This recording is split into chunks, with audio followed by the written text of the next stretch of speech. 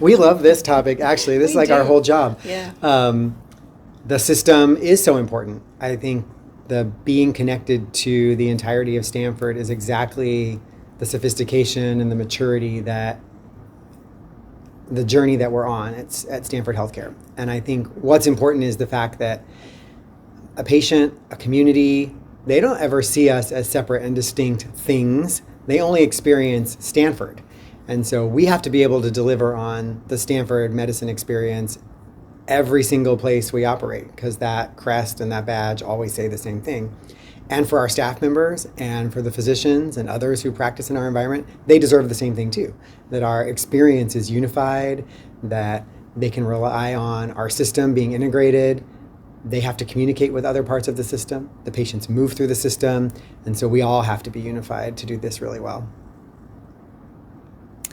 I think the journey to the systemness, it doesn't mean that you have to give up your individuality or your own identity in smaller groups. It's finding that common ground. And I think as we do that, we can help build that system by really understanding that we have a common why. We may even have a common what, but a lot of times the how is what is different and unique. So we can carry out our goals in furtherance of the larger initiatives across our organization, but we can do that in ways that honor the individuality and the uniqueness of our multiple components of our system, and yet all be moving in the same direction. So as the Chief Medical Officer for Ambulatory Care, one of the things that I partner with Tim on is really how do we work in the ambulatory space to think about translating the organization's highest level goals and the goals that we have across the multiple entities down to a tangible, meaningful goal for our clinical staff and the front lines. And I know Tim's done a lot of great work in this space with his service line leadership. So to connect the goals, I think we start with the big overarching integrated plan and think about those big, large things that are important to the entire system, the big Stanford medicine. And then every year, think about the components of the operating plan or the annual plan that are really important for moving us forward this year, moving us further along that path. And then what Jennie and I spend time doing with our leaders is how do we now translate that into something really meaningful for each of those separate clinics and service lines, because each of those areas brings something different.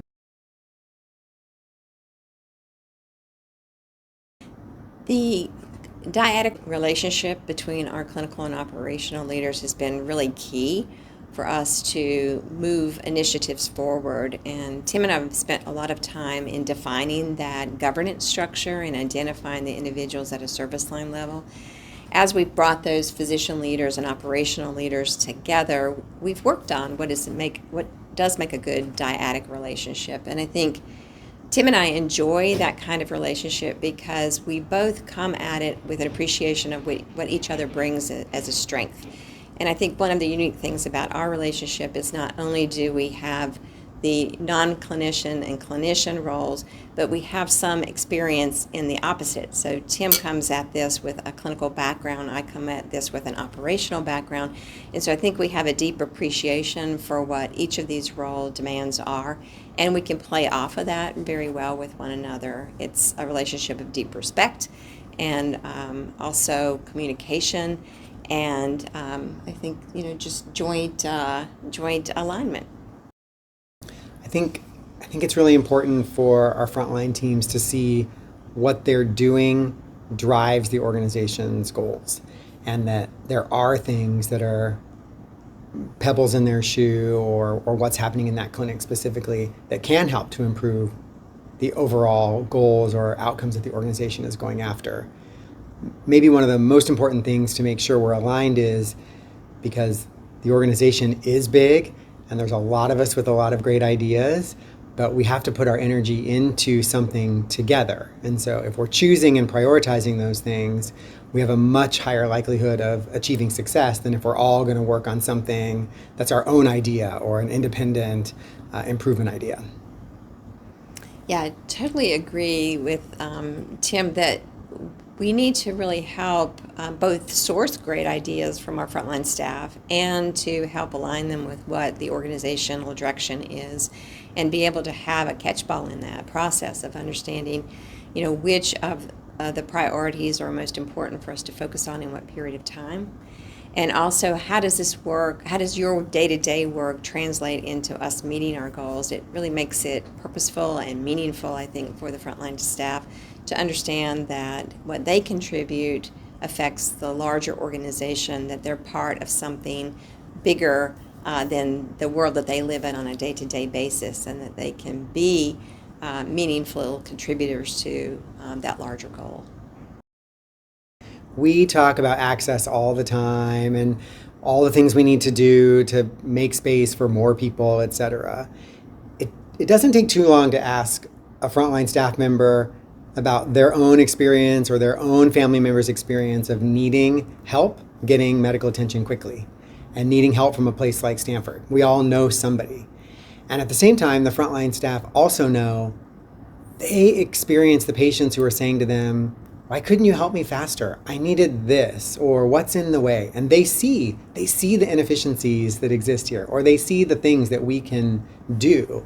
And so if we talk to them about their real experiences or why we set goals that might seem abstract, but those goals around improving the time it takes to get somebody in, or improving the number of new patient slots we can handle, speak directly to them in the fact that that's a person who needs care today, tomorrow, because they've got something that needs to be solved in only the way that Stanford can provide.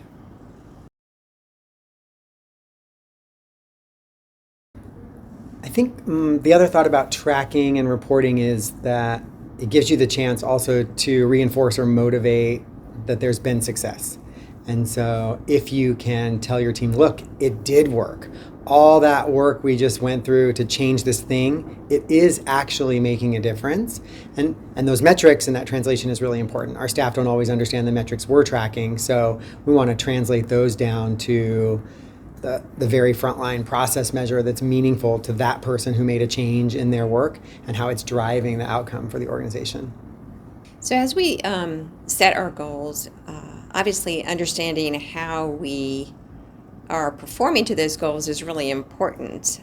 And part of that understanding comes from tracking and reporting on our progress at some cadence or some interval. The importance of that, I think, is really the ability to course correct when we need to. I mean, sometimes we think the goal makes a lot of sense and the action items that we've developed for that goal seem very reasonable when you start out.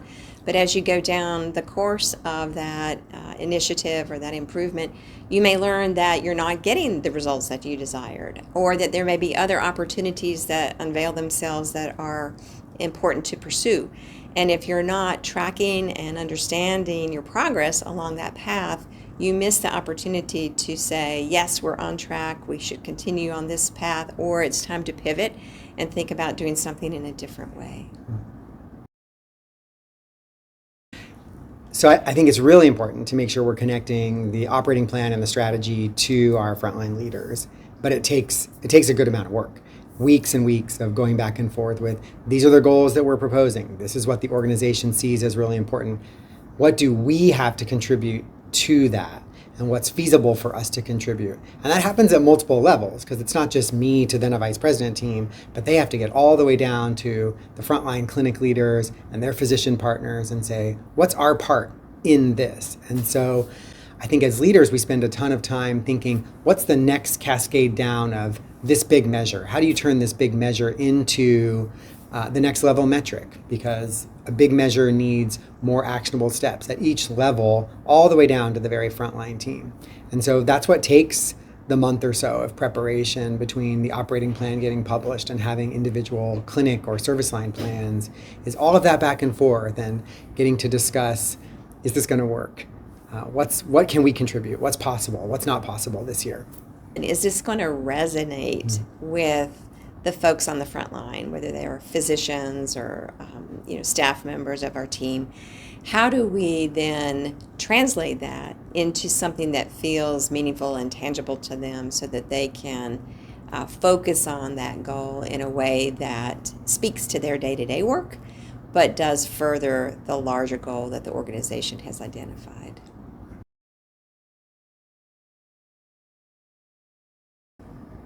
I think it's very important as leaders at Stanford that we embrace taking strategic goals and operational plans to our teams and help our teams translate that information, provide them with the tools they need to incorporate the actions that meet those plans and goals.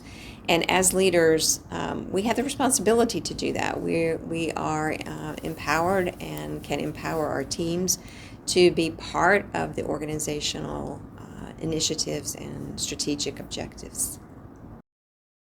Important. The real motivation of why people work here and the work that they want to do, they want to feel a part of the organization. They want to feel a part of making the organization better. And so the leaders have to do the work of making sure they're telling the story of how does the work we do every day link with the goals for the organization? How is it advancing not only our clinic's goals or our unit's goals, but also Stanford Hospital and Stanford Healthcare and Stanford Medicine?